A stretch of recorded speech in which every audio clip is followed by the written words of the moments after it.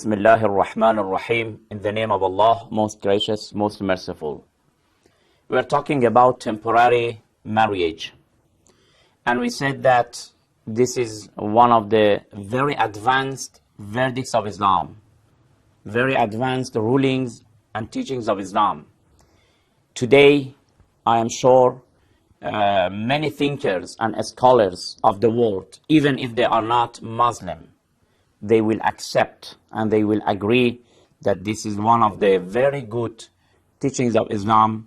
It will prevent communities and societies to indulge themselves in corruption. Corruption and prostitution in many of the countries today, they have shaken the foundations of the families. Now, we don't find men to be faithful to their families, to their wives. And out of their families, they have a lot of illegal relations with other women. Why? Because the sexual instinct within any person is very powerful. The most powerful faculty. And this is why that we are always commanded to overcome it, to fight with it, not to suppress it. It is not correct to suppress, like the faculty of thirst, for example. When we are thirsty, what do? We do drink water. We can't suppress it. But when we do drink water, it's a lawful way. But if we do drink alcoholic drinks, it is unlawful. Marriage is one of the solutions of Islam for preventing young boys and girls to drown in corruption. But sometimes you do not have facilities, or the situations and circumstances does not allow you to marry permanently. Here, temporarily marriage will help a young boy, a young girl, not to have illegal relations, not to drown in prostitution. If we understand this teaching of Islam, Imam Ali alayhi salatu wasalam said, if this temporary marriage was not forbidden by some of the companions of the Holy Prophet in the time of the second Caliph, then no young boy and girl would go towards adultery and fornication. Unfortunately, if we see these problems, it is because that the right way, which is temporary marriage, is prohibited and wrong ways are propagated. What is allowed by Islam, what is permitted by the Holy Quran, we cannot ban it. If the Holy Quran in chapter 4, verse 24 has permitted us, can we deny it? Can we reject it? Not at all. It means that to stand against your Lord. Apart from of the Holy Quran, in the Sunnah of Prophet Muhammad sallallahu alaihi wasallam, we see that Prophet Muhammad gave permission to the issue of temporary marriage. All of the authentic references of traditions, collections of traditions, they have agreed and they have accepted that Prophet Muhammad sallallahu alaihi wasallam gave permission for temporary marriage.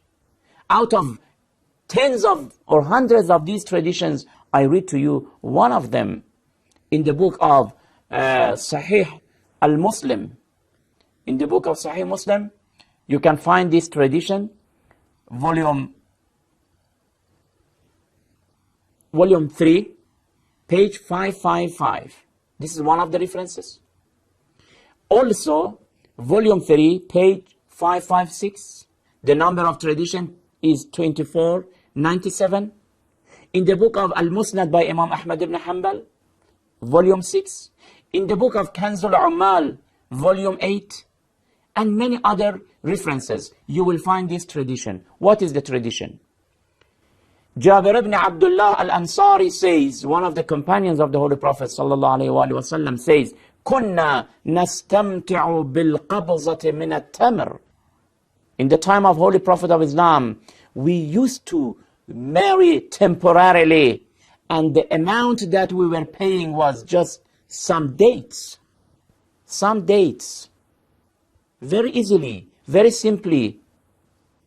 We needed And Prophet Muhammad sallallahu alayhi wa sallam gave us permission. We used to do it على عهد رسول الله صلى الله عليه وآله وسلم وأبي بكر, even in the time of the first caliph, حتى نهى عنه عمر, until the second caliph banned it. It means that it was allowed and it was permitted in the time of the Holy Prophet of Islam. When it is permitted in the time of Holy Prophet of Islam, then we have another tradition, and that tradition says, حلال محمد حلال إلى يوم القيامة وحرامه حرام إلى يوم القيامة. Whatever Prophet Muhammad sallallahu alayhi wa sallam has given permission, it will be permitted, it will be lawful until the day of judgment. And whatever he has banned it will be banned, it will be forbidden until the day of judgment. This tradition, which is a mutawatir tradition, highly narrated, it is accepted by majority of the scholars. It means that nobody is allowed to ban what Prophet Muhammad sallallahu alayhi wa sallam has allowed, to allow what Prophet Muhammad has banned it. Therefore, we want to say that in the time of Prophet Muhammad sallallahu alayhi wa sallam, it was legitimate, it was lawful, it was permitted. And we know that Prophet Muhammad sallallahu alayhi wa sallam, whatever he said was based on revelation. He took it from Allah the Almighty. Then if he allowed it, it means that nobody can ban it. According to this tradition of Sahih Muslim, it says that it was allowed even in the time of the first caliph, but the second caliph, Umar ibn al-Khattab, he banned it. And clearly, according to the traditions, he says that it was halal in the time of the Holy Prophet, and now I will ban it and I will forbid it. And we said that it is not a right to be given to any companion to ban what Prophet Muhammad sallallahu alaihi wasallam has allowed it. Therefore, brothers and sisters, we wanted to say that the issue of temporary marriage is not something that only the school of Shia is propagating or advocating or believing in it. What the school of Shia is believing is exactly what Prophet Muhammad sallallahu alaihi wasallam instructed us, told us. Our teacher, first and foremost, and the last prophet allowed us, then we don't have a right to ban it. Anyway, we will continue this topic and talk about also the abrogation, because some people claim that it is abrogated. We'll find out whether it is true or not. It is not true. We'll discuss it in next program. Until then, thank you very much. Wassalamu alaikum wa rahmatullahi wa barakatuh.